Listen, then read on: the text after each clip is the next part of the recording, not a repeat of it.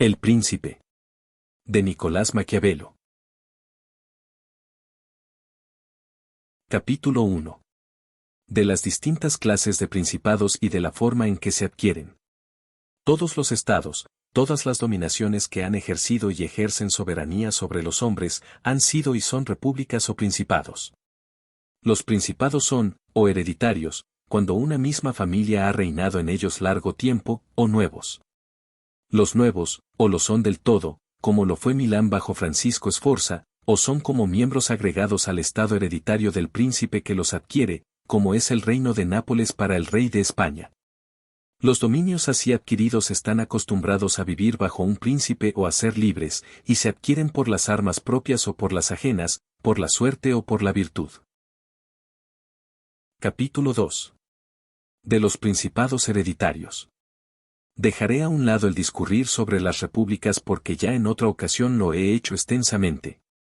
Me dedicaré solo a los principados, para ir tejiendo la urdimbre de mis opiniones y establecer cómo pueden gobernarse y conservarse tales principados. En primer lugar, me parece que es más fácil conservar un estado hereditario, acostumbrado a una dinastía, que uno nuevo, ya que basta con no alterar el orden establecido por los príncipes anteriores, y contemporizar después con los cambios que puedan producirse. De tal modo que, si el príncipe es de mediana inteligencia, se mantendrá siempre en su estado, a menos que una fuerza arrolladora lo arroje de él, y aunque así sucediese, solo tendría que esperar, para reconquistarlo, a que el usurpador sufriera el primer tropiezo. Tenemos en Italia, por ejemplo, al duque de Ferrara, que no resistió los asaltos de los venecianos en 1484 ni los del Papa Julio II en 1510, por motivos distintos de la antigüedad de su soberanía en el dominio. Porque el príncipe natural tiene menos razones y menor necesidad de ofender, de donde es lógico que sea más amado, y a menos que vicios excesivos le atraigan el odio, es razonable que le quieran con naturalidad los suyos. Y en la antigüedad y continuidad de la dinastía se borran los recuerdos y los motivos que la trajeron, pues un cambio deja siempre la piedra angular para la edificación de otro. Capítulo 3. De los principados mixtos. Pero las dificultades existen en los principados nuevos. Y si no es nuevo del todo, sino como miembro agregado a un conjunto anterior, que puede llamarse así mixto, sus incertidumbres nacen en primer lugar de una natural dificultad que se encuentra en todos los principados nuevos. Dificultad que estriba en que los hombres cambian con gusto de señor, creyendo mejorar, y esta creencia los impulsa a tomar las armas contra él, en lo cual se engañan, pues luego la experiencia les enseña que han empeorado. Esto resulta de otra necesidad natural y común que hace que el príncipe se vea obligado a ofender a sus nuevos súbditos, con tropas o con 1000 vejaciones que el acto de la conquista lleva consigo. De modo que tienes por enemigos a todos los que has ofendido al ocupar el principado, y no puedes conservar como amigos a los que te han ayudado a conquistarlo, porque no puedes satisfacerlos como ellos esperaban, y puesto que les estás obligado, tampoco puedes emplear medicinas fuertes contra ellos, porque siempre, aunque se descanse en ejércitos poderosísimos, se tiene necesidad de la colaboración de los provincianos, para entrar en una provincia.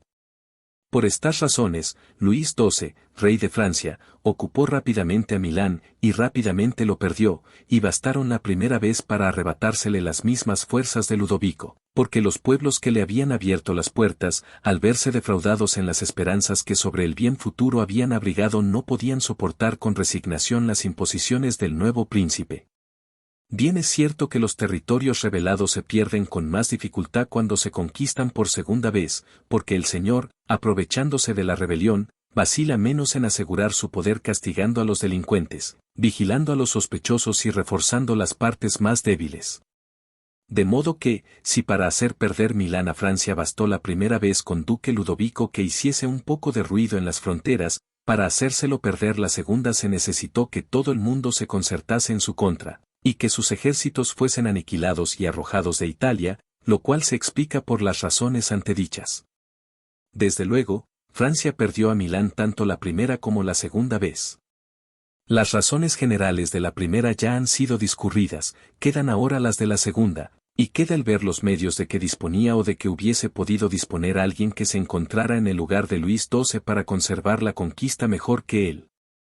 Estos estados, que al adquirirse se agregan a uno más antiguo, o son de la misma provincia y de la misma lengua, o no lo son. Cuando lo son, es muy fácil conservarlos, sobre todo cuando no están acostumbrados a vivir libres, y para afianzarse en el poder, basta con haber borrado la línea del príncipe que los gobernaba, porque, por lo demás, y siempre que se respeten sus costumbres y las ventajas de que gozaban, los hombres permanecen sosegados, como se ha visto en el caso de Borgoña, Bretaña, Gascuña y Normandía, que están unidas a Francia desde hace tanto tiempo, y aun cuando hay alguna diferencia de idioma, sus costumbres son parecidas y pueden convivir en buena armonía. Y quien los adquiera, si desea conservarlos, debe tener dos cuidados: primero, que la descendencia del anterior príncipe desaparezca; después, que ni sus leyes ni sus tributos sean alterados. Y se verá que en brevísimo tiempo el principado adquirido pasa a constituir un solo y mismo cuerpo con el principado conquistador. Pero cuando se adquieren estados en una provincia con idioma, costumbres y organización diferentes, surgen entonces las dificultades y se hace precisa mucha suerte y mucha habilidad para conservarlos. Y uno de los mejores y más eficaces remedios sería que la persona que los adquiera fuese a vivir en ellos. Esto haría más segura y más duradera la posesión. Como ha hecho el turco con Grecia, ya que, a despecho de todas las disposiciones tomadas para conservar aquel estado, no habría conseguido retenerlo si no hubiese ido a establecerse allí. Porque, de esta manera, ven nacer los desórdenes y se los puede reprimir con prontitud, pero, residiendo en otra parte, se entera uno cuando ya son grandes y no tienen remedio. Además, los representantes del príncipe no pueden saquear la provincia, y los súbditos están más satisfechos porque pueden recurrir a él fácilmente y tienen más oportunidades para amarlo, si quieren ser buenos, y para temerlo, si quieren proceder de otra manera. Los extranjeros que desearan apoderarse del Estado tendrían más respeto, de modo que, habitando en él, solo con muchísima dificultad podrá perderlo. Otro buen remedio es mandar colonias a uno o dos lugares que sean como llaves de aquel estado, porque es preciso hacer esto o mantener numerosas tropas. En las colonias no se gasta mucho, y con esos pocos gastos se las gobierna y conserva, y solo se perjudica a aquellos a quienes se arrebatan los campos y las casas para darlos a los nuevos habitantes, que forman una mínima parte de aquel estado. Y como los damnificados son pobres y andan dispersos, jamás pueden significar peligro, y en cuanto a los demás, como por una parte no tienen motivos para considerarse perjudicados, y por la otra temen incurrir en falta y exponerse a que les suceda lo que a los despojados, se quedan tranquilos. Concluyo que las colonias no cuestan, que son más fieles y entrañan menos peligro, y que los damnificados no pueden causar molestias, porque son pobres y están aislados, como ya he dicho. Ha de notarse, pues, que a los hombres hay que conquistarlos o eliminarlos, porque si se vengan de las ofensas leves, de las graves no pueden, así que la ofensa que se haga al hombre debe ser tal, que le resulte imposible vengarse. Si en vez de las colonias se emplea la ocupación militar, el gasto es mucho mayor, porque el mantenimiento de la guardia absorbe las rentas del Estado y la adquisición se convierte en pérdida, y, además, se perjudica e incomoda a todos con el frecuente cambio del alojamiento de las tropas. Incomodidad y perjuicio que todos sufren, y por los cuales todos se vuelven enemigos, y son enemigos que deben temerse, aun cuando permanezcan encerrados en sus casas. La ocupación militar es, pues, desde cualquier punto de vista, tan inútil como útiles son las colonias. El príncipe que anexe una provincia de costumbres, lengua y organización distintas a las de la suya, debe también convertirse en paladín y defensor de los vecinos menos poderosos, ingeniarse para debilitar a los de mayor poderío y cuidarse de que, bajo ningún pretexto, entre en su estado un extranjero tan poderoso como él. Porque siempre sucede que el recién llegado se pone de parte de aquellos que, por ambición o por miedo, están descontentos de su gobierno, como ya se vio cuando los etolios llamaron a los romanos a Grecia. Los invasores entraron en las demás provincias llamados por sus propios habitantes. Lo que ocurre comúnmente es que, no bien un extranjero poderoso entra en una provincia, se le adhieren todos los que sienten envidia del que es más fuerte entre ellos, de modo que el extranjero no necesita gran fatiga para ganarlos a su causa, ya que enseguida y de buena gana forman un bloque con el Estado invasor. Solo tiene que preocuparse de que después sus aliados no adquieran demasiada fuerza y autoridad, cosa que puede hacer fácilmente con sus tropas, que abatirán a los poderosos y lo dejarán árbitro único de la provincia.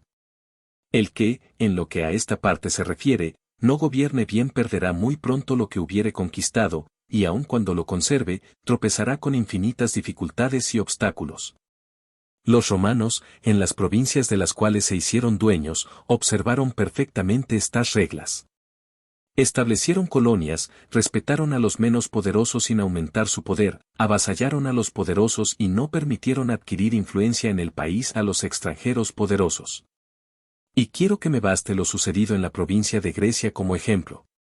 Fueron respetados Acayos y Etolios, fue sometido el reino de los macedonios, fue expulsado Antíoco, y nunca los méritos que hicieron Acayos y Etolios los llevaron a permitirles expansión alguna ni las palabras de Filipo los indujeron a tenerlo como amigo sin someterlo, ni el poder de Antíoco pudo hacer que consintiesen en darle ningún estado en la provincia.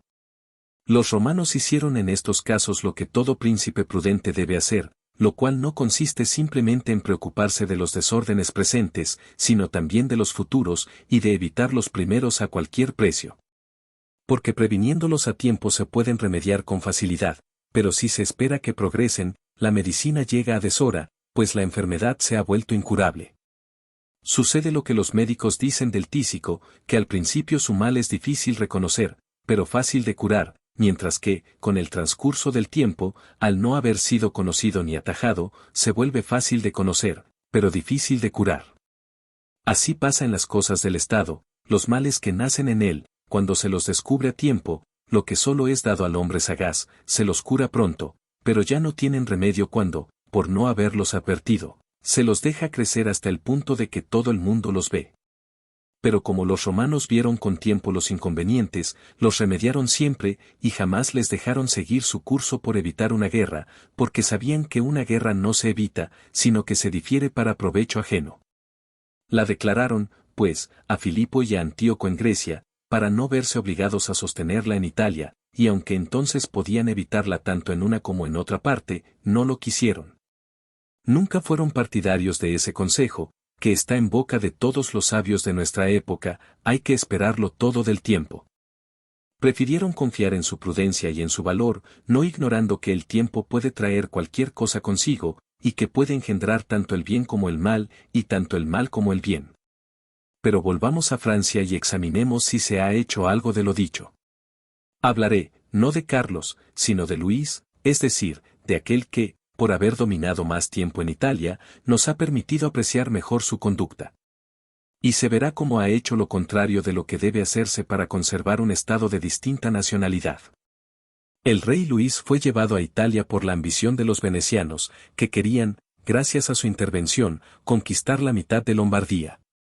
Yo no pretendo censurar la decisión por el rey, porque si tenía el propósito de empezar a introducirse en Italia, y carecía de amigos, y todas las puertas se le cerraban a causa de los desmanes del rey Carlos, no podía menos que aceptar las amistades que se le ofrecían. Y habría triunfado en su designio si no hubiera cometido error alguno en sus medidas posteriores.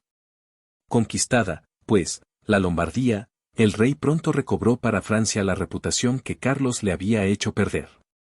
Génova cedió, los florentinos le brindaron su amistad, el marqués de Mantua, el duque de Ferrara, los Bentivoglio, la señora de Forlì, los señores de Faenza de Pesaro, de Rimini, de Camerino y de Piombino, los luqueses, los pisanos y los sieneses, todos trataron de convertirse en sus amigos. Y entonces pudieron comprender los venecianos la temeridad de su ocurrencia. Para apoderarse de 2 ciudades de Lombardía, hicieron el rey dueño de las 2/3 partes de Italia. Considérese ahora con qué facilidad el rey podía conservar su influencia en Italia, con tal de haber observado las reglas enunciadas y defendido a sus amigos, que, por ser numerosos y débiles, y temer unos a los venecianos y otros a la Iglesia, estaban siempre necesitados de su apoyo, y por medio de ellos contener sin dificultad a los pocos enemigos grandes que quedaban.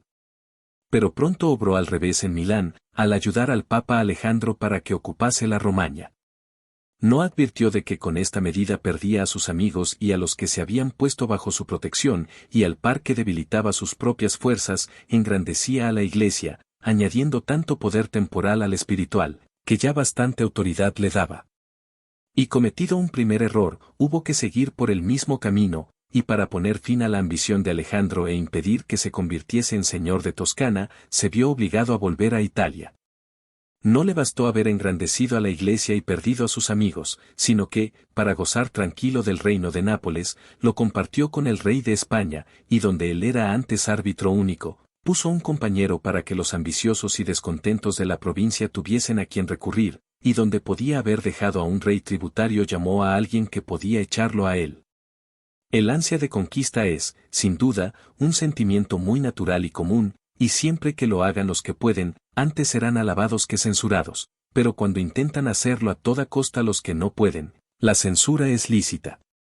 Si Francia podía, pues, con sus fuerzas apoderarse de Nápoles, debía hacerlo, y si no podía, no debía dividirlo. Si el reparto que hizo de Lombardía con los venecianos era excusable porque le permitió entrar en Italia, lo otro, que no estaba justificado por ninguna necesidad, es reprobable.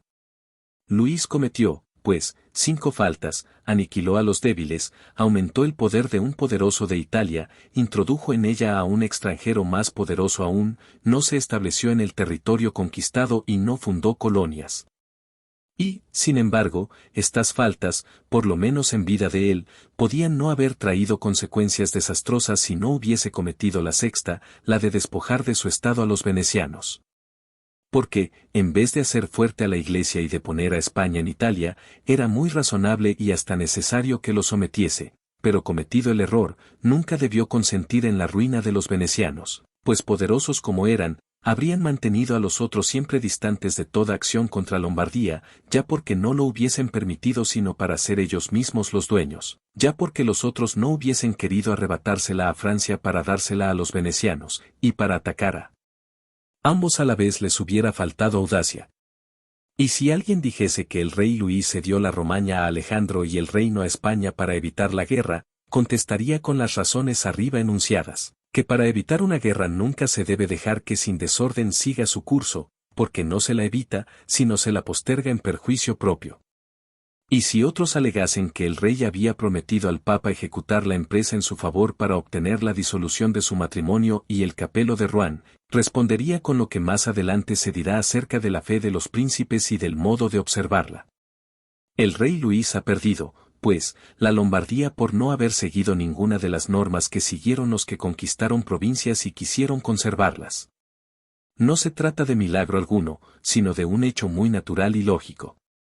Así se lo dije en Nantes al cardenal de Rouen llamado, el Valentino, como era llamado por el pueblo César Borgia, hijo del Papa Alejandro, ocupaba la Romaña.